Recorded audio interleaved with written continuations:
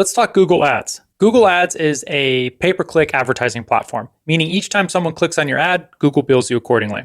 This is how it works. The first thing you do is you select the keyword or searches you want your ad to appear on, and you place a bid. Next, you write the ad copy, compelling messaging to entice the visitor to click on your ad. And then lastly, determining which page in the website you want to send the visitor to, also known as the landing page choice. To help you understand some of the jargon that you're getting into with the Google Ads campaigns, let's talk acronyms. So the first being CPC, or cost per click. This means the per click charge Google will charge you when someone clicks on your ad. The next is CTR, click-through rate. Click-through rate is defined by the number of times your ad is impressed divided by the clicks on your ad, click-through rate. Next, CPA, or cost per acquisition. This is the cost per acquired lead, also defined as whatever that conversion goal might be. Phone call, form submission, online booking. It's up to you to decide. And then finally, return on ad spend. It's another way of saying ROI, but in the form of advertising where you're determining what is your return for every dollar invested into Google Ads. Setting a budget.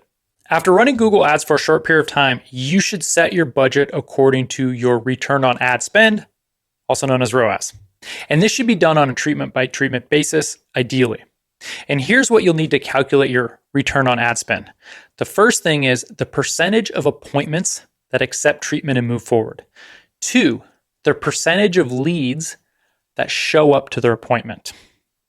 And then next, you'll need to determine your Google Ads conversion rate. Benchmark says between 5 to 15% of the clicks on your ad convert. Lastly, you'll need to know your Google Ads per click charge. The mean for most Google Ads clicks, location agnostic, is between $5 to $25 per click. And finally, you'll need to know your treatment cost. Let's use a hypothetical example of how this might play out with, say, single tooth implants. So 50% of your appointments accept treatment and move forward. 50% of the leads that come in through Google Ads show up for their appointment, meaning every 4 leads accepts treatment. Next, conversion rate. Let's say your Google Ads conversion rate is 10%, and that cost per click is $10. So for every $100 you put into your implants Google Ads campaign, it produces 1 lead.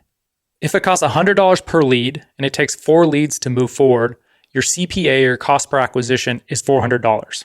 And let's say your single tooth implant cost is $4,800. If you take $4,800 and divide that by 400, that equals 12. So your return on ad spend is 12 to 1, meaning for every $1 that you're putting into Google Ads, you're seeing $12 of revenue to the practice.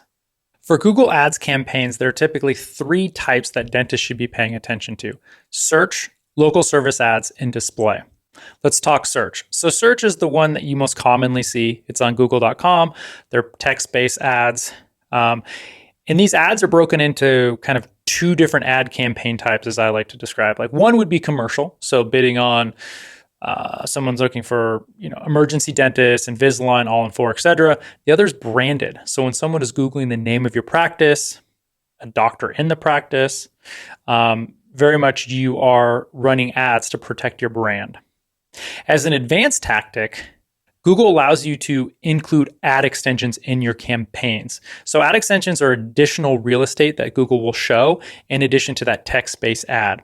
And I would say, in order of importance, the top 3 ad extensions are: 1, including your phone number in the ad; 2, site links, so specific links in your website that people can click on and go to. Common ones might be your financing page. If you have a page that talks about promotions, it's another popular choice. And then finally, callouts. So things that you want people to know about your practice. You offer online booking, Spanish-speaking docs, specific insurances that you accept. Another advanced tactic is to only run ads when you're open. This ensures that you're always answering the phone call when someone calls. Because as we know with new patients, if you don't answer the phone call, typically they're calling your competitor. Next, local service ads. These are the ads that appear in Google Maps. It is a pay per phone call. So when someone is clicking on that ad, they're directly calling your practice, and you only pay when someone picks up the phone at your practice. And then lastly, display. Display are graphic and text ads that appear on third-party websites, and typically these are used for remarketing purposes. Remarketing means someone has visited your website and you're remarketing or retargeting them over the next 30 to 60 days as they cruise around and visit other websites. Keywords. You want to determine the keywords you'd like your ad to appear for when someone is searching for that, and you bid on a per keyword basis what you're willing to pay Google for that ad to be positioned. And typically the higher the bid, the more likely Google's to show you over the other bidders. And a simple exercise is this, as you're thinking about your keywords, is if someone typed this search phrase into Google, ask yourself, is this the type of patient I want in my practice? Let's talk match types. For smarter, more controlled spending, we recommend using exact match or phrase match for your keywords. Avoid broad match. Broad match tends to lead to overspending. You'll also want to negative match a variety of keywords. Negative match means you're telling Google that you do not want your ad to appear when someone includes this specific keyword or phrase in their search. Common ones that we always recommend include job or career. So someone looking for a dental job or dental career, someone typing in like cheap or free. Also, if there are certain insurances you don't accept, you can omit those insurances from showing your ad. And then finally, if you don't accept Medicare or Medicaid, make sure to negative match these as well. Google has what's called a quality score. It's on a scale of 1 to 10, and it indicates how relevant an ad is to a Google search. A higher quality score means your ads are more likely to match what people are searching for, which leads to higher placement on google.com and a cheaper cost per click. Quick note on an industry benchmark. The most expensive keywords to bid on are Invisalign, typically ranging between $18 to $35 per click, and implants between $15 to $25. As an advanced tactic is if you accept insurance, bid on those insurances. So for example, it could be like dentists who accept Delta insurance. And make sure that if you are bidding on those insurances, when that person clicks on that link and comes into your page, that those insurances are referenced on that landing page. With ad copy, your goal is to stand out in a crowded market.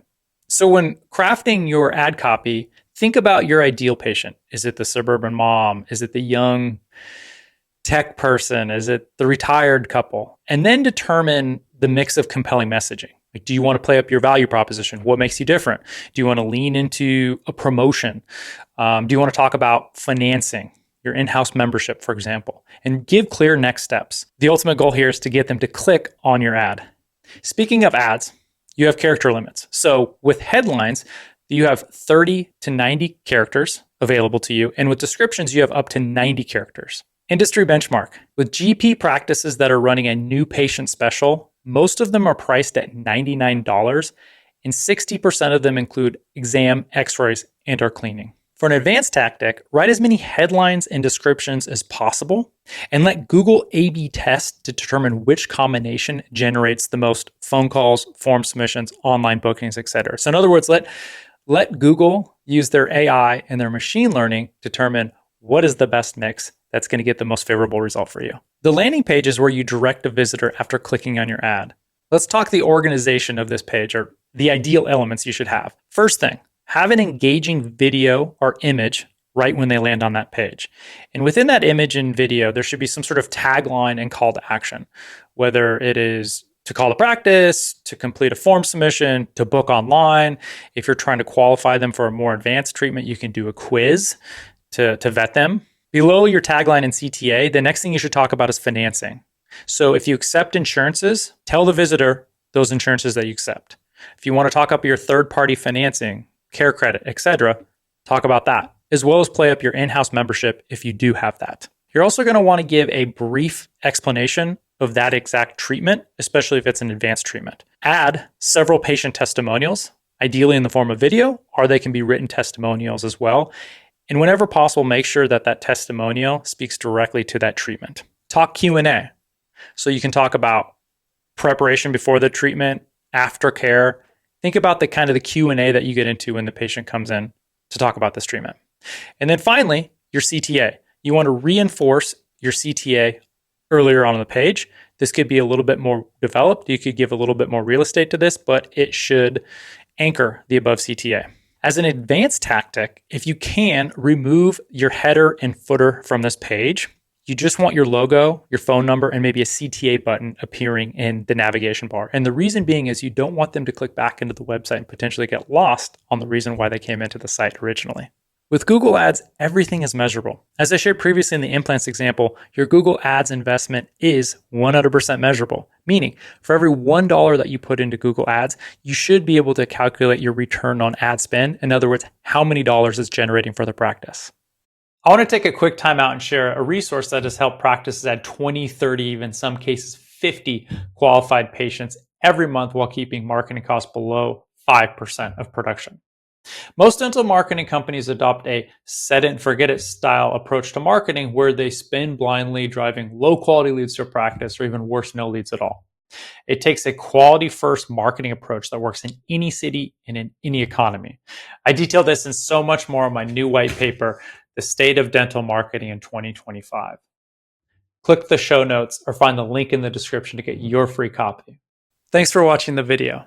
This is one video of many in a multi-part series called Dental Marketing Masterclass. Click on any of the videos pictured on your screen to dive into another marketing topic or hit subscribe on the Delmain YouTube channel.